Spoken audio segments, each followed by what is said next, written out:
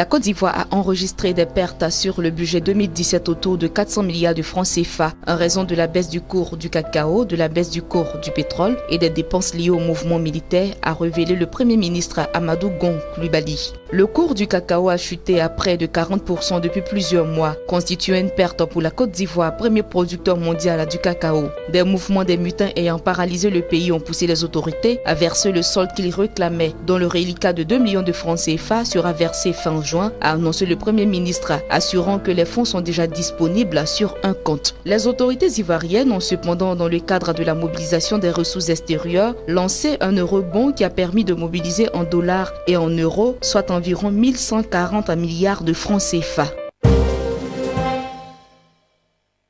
Le responsable des programmes à la Banque mondiale a annoncé jeudi à Abidjan que sa structure prépare actuellement un projet avec la Commission de l'Union économique et monétaire ouest-africaine et la Banque ouest-africaine de développement en vue d'améliorer les conditions d'accès au financement des logements pour les ménages. Le responsable de l'institution de Bretton Woods a par ailleurs signifié que le logement est une priorité affichée du gouvernement de Côte d'Ivoire car il s'agit avant tout pour lui d'une priorité de bien-être social visant à permettre aux populations de vivre dans de meilleures conditions et à un prix plus abordable. Les projections démographiques estiment à environ 650 000 le nombre de nouveaux ménages attendus rien que dans la ville d'Abidjan d'ici 2030, selon une étude réalisée par l'École nationale de statistique et d'économie appliquée sur la prévision de la demande de logement dans le Grand Abidjan.